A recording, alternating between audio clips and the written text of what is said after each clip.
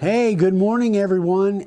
We are out here. It's not quite as cold as it has been, so we're going to take advantage of a little bit of nice warm weather.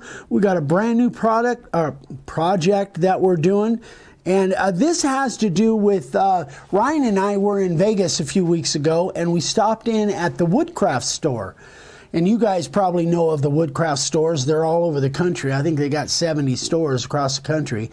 Anyway, we were in there. I had to pick up a couple little cuts-all tools, talk to the manager, and we really hit it off well with him, and we may be doing some stuff down the road at some point. But anyway, I wanted to, I'm going to go back up into Vegas in a couple weeks, and I figured I would just make him a sign. So here is, if you guys aren't familiar, the Woodcraft logo. We put it on a piece of 8/4 beech, which I've never carved beech before that I can recall.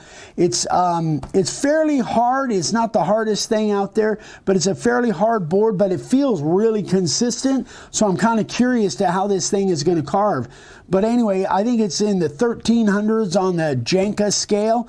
If you guys don't know what the Janka scale, it rates hardness to softness of hundreds of different types of woods. But anyway, so I'm going to carve this thing, and there's some tight areas in here that I'm going to do first with the carving liner, because I just need to get into these tight areas. So I'm going to do that first, get those areas done, and then we'll come back with the profile bit. So I've got in my Milwaukee, I've got the carving liner. Let's just get to it. Did you say 8/4 inch beech? Yeah, this is 8/4. What's 8/4? That's the thickness. So it's kind of funny how they won't say 2 inch. Yeah. They'll say 8/4. But and that's really a good question. But because I had to kind of get used to that. But cabinet shops, like if you watch Mark the Wood Whisperer or Matt Cremona or whatever, they'll talk about 8/4 or 5/4 or whatever. It's weird how they do that. But this is 8/4, and I really don't know the origin of that, but 8/4, I believe, I'm going to look now that you ask me, I think it's 2 inches net. So if you were buying a 2x4, right? If you were buying a 2x4, it would be, how thick would it be? 1.5 inches. So that'd be 7/4. Right. Well, it would be 6/4. But this, because it's 8/4, the reason I think, this is just a theory, and you guys will probably let me know. The theory is, if you were buying a regular 2x4 or 2x8, it's finished lumber and it's 1.5 inches thick, roughly. When you buy 8/4 or you buy 6/4, it's pretty much net. Even though this is surfaced, this is full 2-inch net. Gotcha. My hunch is that's the reason why. But again, that's just a theory on my part. I haven't done any research on it, but that's interesting. You didn't have that kind of, hadn't heard that as much as I have. Yeah. But if you watch a lot of woodworkers on Instagram and YouTube, they'll talk about that kind of stuff, 6/4, 8/4, that kind of thing. It's a more precise way of saying it. It is. It's a net rather than being, a finished lumber that has been milled down. 2x4 ain't a 2x4 anymore. Back around the turn of the century, a 2x4 was a 2x4. But anyway, now I'm rambling. Somebody's probably going to tell me to shut up and get to it. All right, here we go. I think we're set at about 1/8 of an inch. Let's see how that works.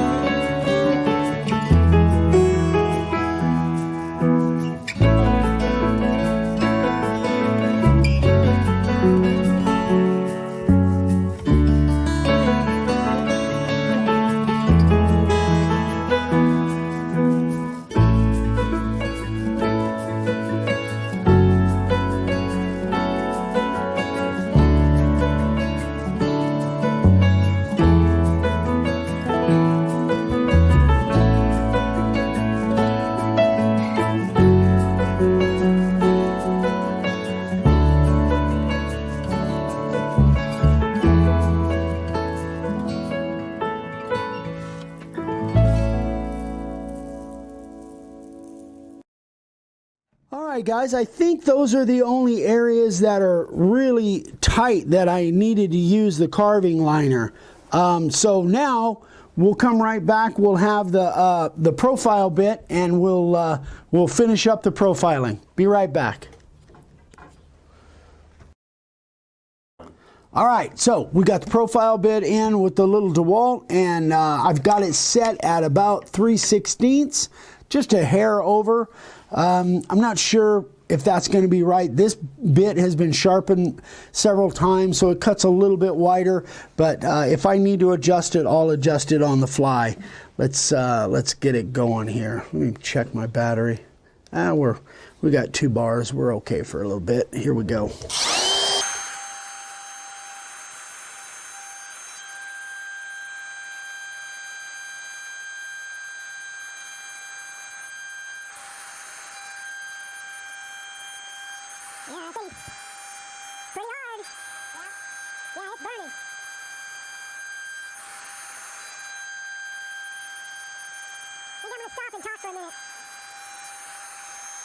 This cutter is cutting pretty good. It's pretty consistent, but it is burning. You probably can't get down in there and see it, but it is burning a little bit. So I'm going to touch this bit up because we really don't want any burning. We're not going to be putting any black on this, and we don't want any burning. So let me sharpen this cutter, and then we'll come back and we'll get back after it. Okay, guys, so I sharpened the bit, kind of just touched it up a little bit, got a nice sharp edge on it, which, again, it was cutting okay, but it was burning a little bit, and we really can't have any burning on this. So I'm going to move on, carve a little bit. I tested it, and it cuts good. I backed it off just a little bit, so here we go.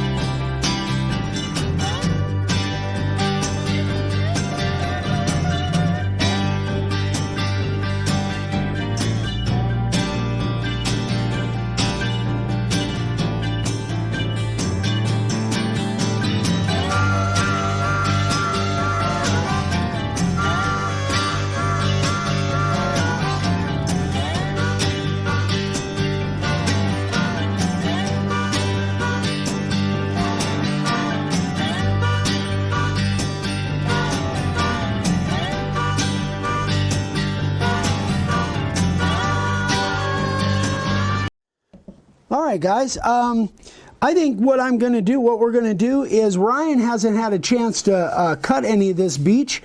I think we're going to swap, let Ryan get in here and cut some of this and see what he thinks of it. And anyway, we'll be right back. All right, guys. So now it's my turn to carve this beech. Ooh, well said. I just came up with that. That was well said. I like that. So Sorry. Anyway. Oh my gosh. So it's my turn. So here we go. All right, here we go. We'll just leave it at that. Oh God, I cracked myself up. All right, ready? Yep.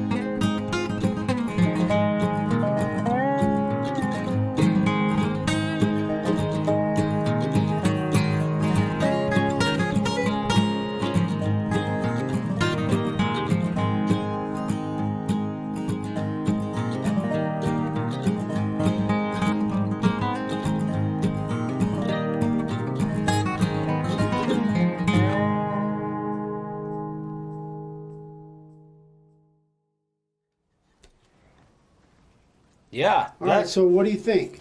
Well, it carves nice. It's a hard wood, definitely. If there was, if you were doing a real big sign on this, you'd probably go through bits fairly quick. I would agree with that. But no, it's not. It's consistent, like you said.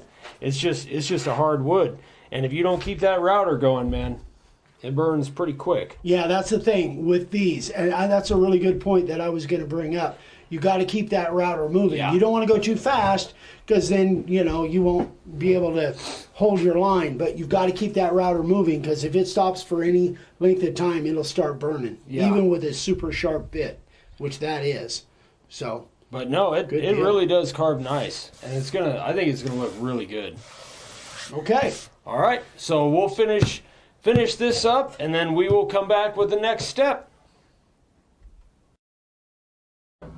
All right, so we've got all of the profiling done. We used the carving liner, then the profile bit, and now we're going with the 1/8 inch spiral set at 1/4 of an inch, and we're going to give us some room all the way around all that carving. So here we go. Got the Milwaukee. Really like this router, by the way.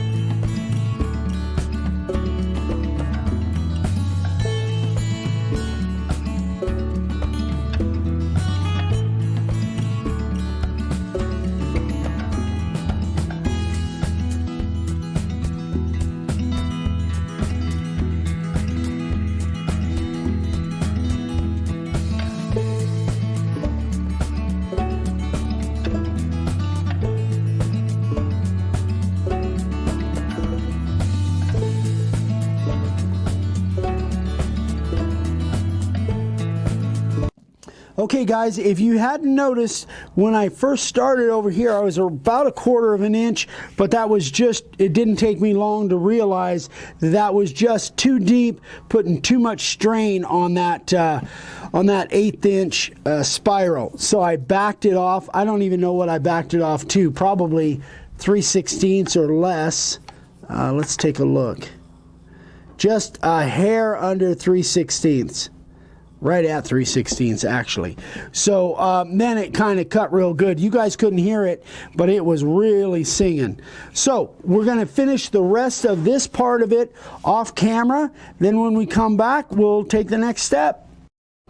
All right, folks, so we've got all of a little bit of a buffer zone around all of our carving with the 1/8 inch spiral upcut. Now we've got the 1/4 inch spiral upcut set at 1/4 of an inch. Now we're just going to give us a little bit more room all the way around everything. You'll see what I mean in just a second. Here we go.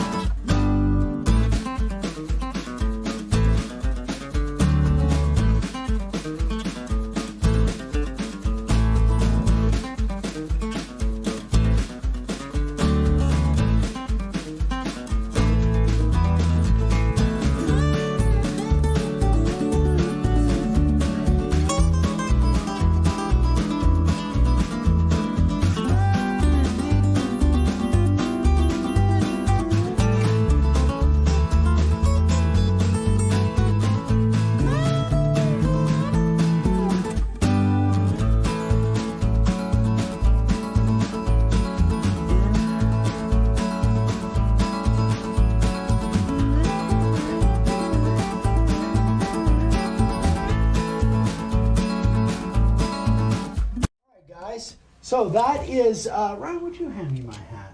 Yeah. It's over there. I don't want to blind these people. Oh, it's under your bench. Oh, there it is. So that's our plan there, is to give us a little bit more room. We're going to get into the power carving on the next video, but we're kind of going along here, and we don't want to, take up a big long thing here. I think we're going to be able to get this all wrapped up in the next video, which you guys probably will see on Wednesday if all goes well. So what we're going to do here is just finish this up. Then we're just going to kind of touch it up a little bit. Then when we come back, we can get into the power carving. So stay tuned. On Wednesday's video, we'll hopefully, again, like I say, get this all wrapped up. So thanks so much for watching, guys. We're here if you have any questions. Eric@makeawoodsign.com. You'll probably see something across the screen somewhere in the video about getting supplies at makeawoodsign.com. And if you have any questions on the premium membership, let us know. And gosh, I guess that's about it. We're having a blast with this. This wood cuts very consistent. It's hard, but it cuts very consistent. Just got to be really, really careful. Anyway, guys, thanks so much for watching. We'll see you on the next one. Bye-bye.